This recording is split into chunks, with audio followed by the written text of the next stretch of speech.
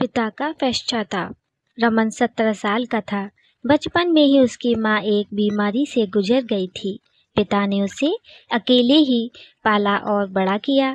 रमन को पढ़ना अच्छा लगता था, पर उसके पिता चाहते थे कि वो पढ़ाई छोड़कर उनके साथ उनकी मिठाई की दुकान पर बैठे। अपनी बात मनवाने के लिए उसके पिता ने उसके स्कूल की फीस देना बंद कर दिया था। लेकिन रमन ने फिर भी पढ़ाई नहीं छोड़ी। उसने एक बीच का रास्ता निकाला। स्कूल की फीस भरने के लिए उसने सुबह सुबह उठकर अखबार डालना शुरू कर दिया। अखबार डालने के बाद वो स्कूल चला जाता और स्कूल से आने के बाद रात तक पढ़ाई करता रहता था। अखबार डालते डालते उसे लिखने का शौक भी लग गया था। पढ़ाई करते वक्त वो हमेशा ही कुछ ना कुछ लिखने की कोशिश करता रहता था, पर कुछ ढंग का ना लिख पाने की वजह से वो उदास हो जाता था। एक दिन स्कूल में राइटिंग कंपटीशन था, जिसमें रमन ने भी अपना नाम लिखवा दिया। नाम तो लिखवा दिया, पर रमन को यह समझ नहीं आ रहा था कि वो ऐसी कौन सी कविता लिखे जो सभी को पसंद आए। बहुत सोचने विचारने पर रमन ने एक कविता लिखी और राइटिंग कंपटीशन के लिए दे दी। विजेता का नाम 26 जनवरी के दिन बताया जाना था।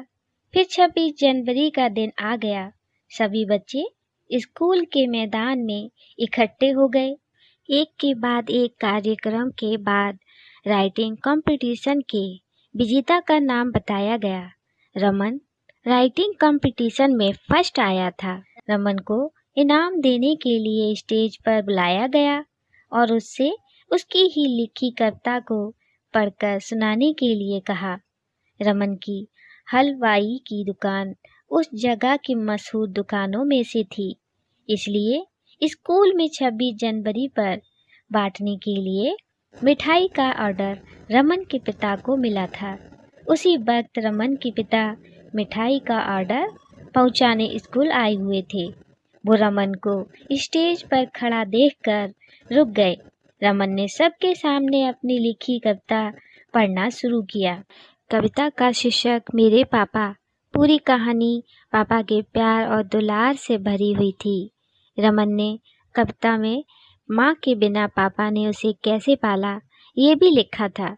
पीछे खड़े होकर रमन के पिता उसकी कविता सुन रहे थे। कविता सुनकर उनकी आंखों में आंसू आ गए। रमन को फर्स्ट प्राइज मिलने से उनकी छाती और भी चौड़ी हो गई। रमन के पिता आगे चलकर आए और स्टेज पर चढ़कर उसे गले लगा लिया। उन्होंने सबके सामने रमन से माफ़ी मांगी और कहा कि तुझे अब से अखबार डालने की कोई ज़रूरत नहीं है और न ही दुकान पर आकर काम करने की ज़रूरत है। तू पढ़ना चाहता है ना, तो पढ़ और ऐसे ही मेरा नाम रोशन करते रहना। रमन ने मुस्कुराकर अपने पिता को दोबारा गले से लगा लिया। स्कूल का मैदान तालियों की गड़गड़ाहट से गूंज उठा। दोस्तों, कहानी कैसी लगी कमेंट में बताइएगा। लाइक सब्सक्राइब शेयर भी कीजिएगा हमारी अगली कहानी के लिए।